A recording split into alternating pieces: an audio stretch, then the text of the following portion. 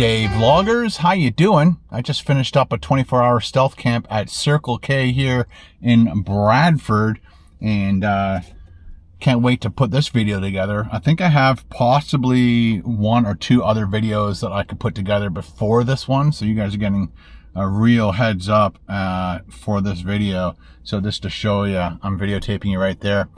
There's the Circle K. This is, I think, the first time I parked in this spot, but I kind of parked over there for a lot of yesterday. We had tornado warnings yesterday. The rain came down in buckets, and I was stuck inside the vehicle for a bit. I did park around the side. There was a really good stealth spot for me to be.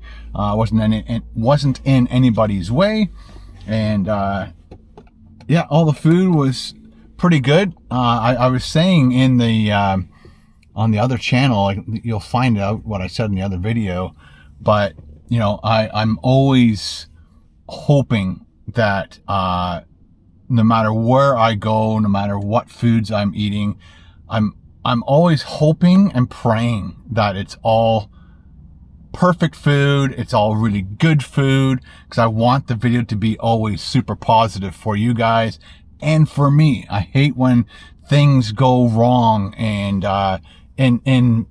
food wise I'm talking about. I like when other things go wrong because it makes the video interesting, like when the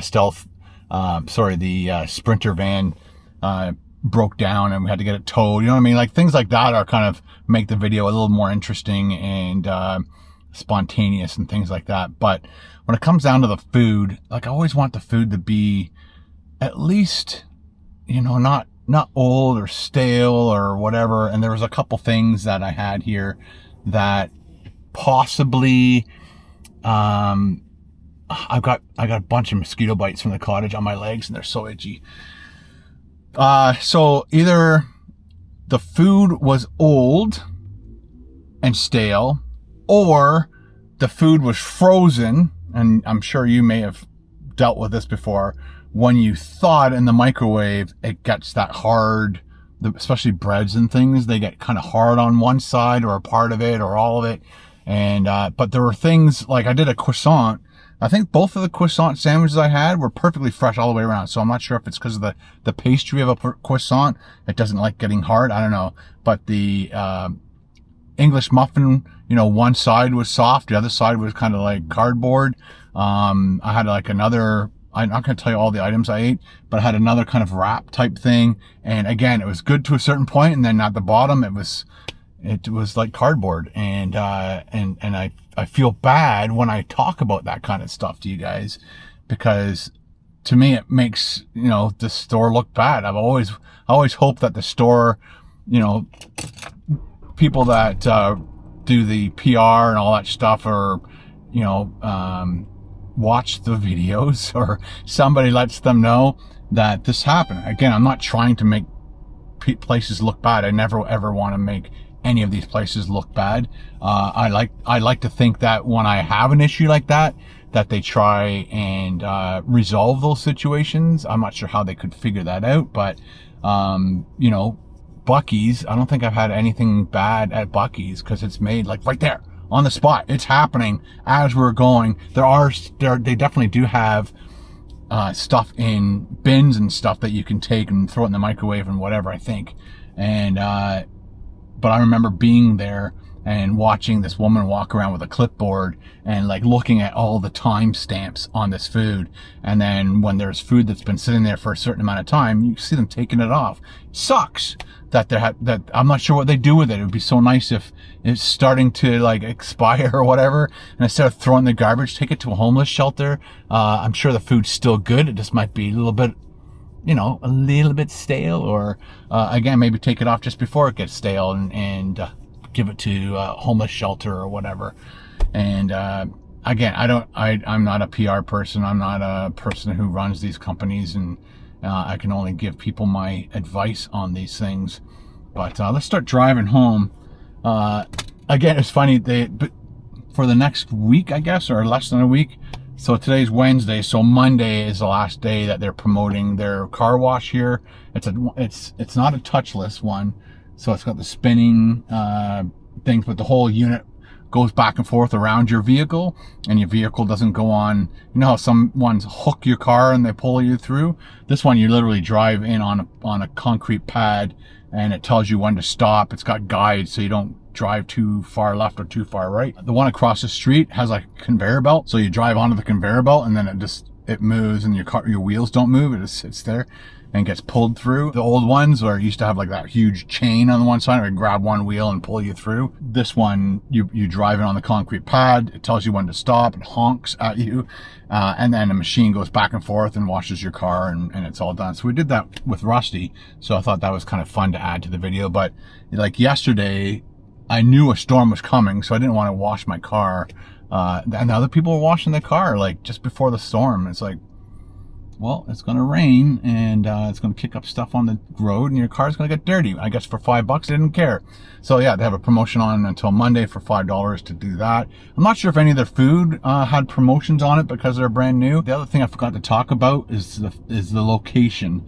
So anybody coming into Bradford, so that's way over there is the 400, and then this is 88, which turns into Holland Street, I believe.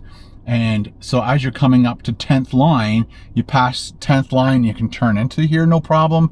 If you're coming south on 10th, you can turn into here, no problem. If you're coming, if you're going north on 10th, you can turn into here, no problem.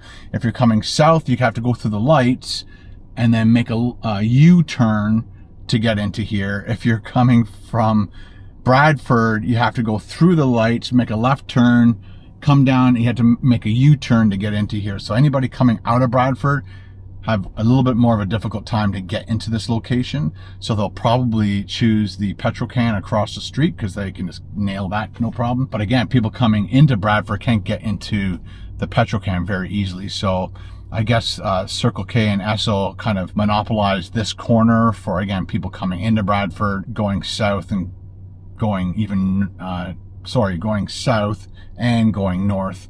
People going north could pass this one and go into the petrol can, no problem.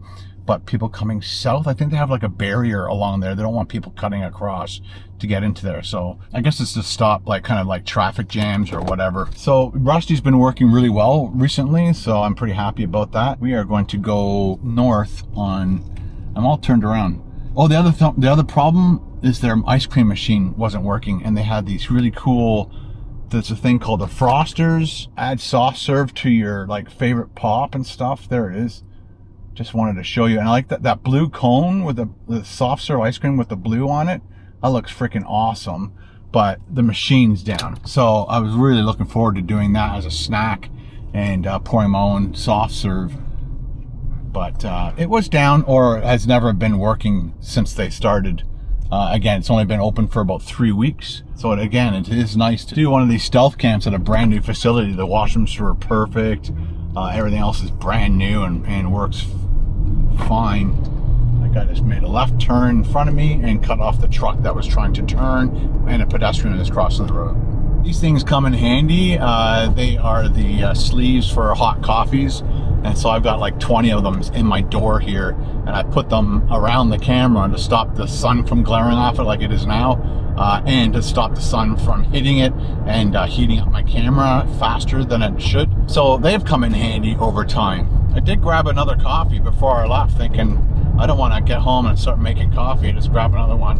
The two people that work there, I pretty much bumped into them every single time, and nobody ever questioned. You could tell they were like, that's like the 5th time that guy's been in here today. That's kind of weird. But they never said anything, and they must know that was my vehicle sitting in their parking lot for 24 hours. But anyway, and that place is open 24 hours, so I was pretty happy about that. I'm going to try and keep looking for gas stations and things that are open for 24 hours because it does help me know that I can go in at any time, use their washroom, or I can make food video parts of the video anytime I want. Anyway, I thought I'd let you know what videos are coming up and how much fun I had doing it.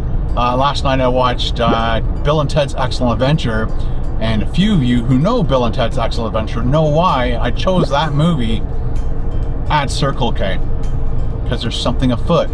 at the Circle K. All right, guys, have a great day. And again, look forward to that cottage vlog coming up. It's going to be fun. Ciao. Thanks for watching.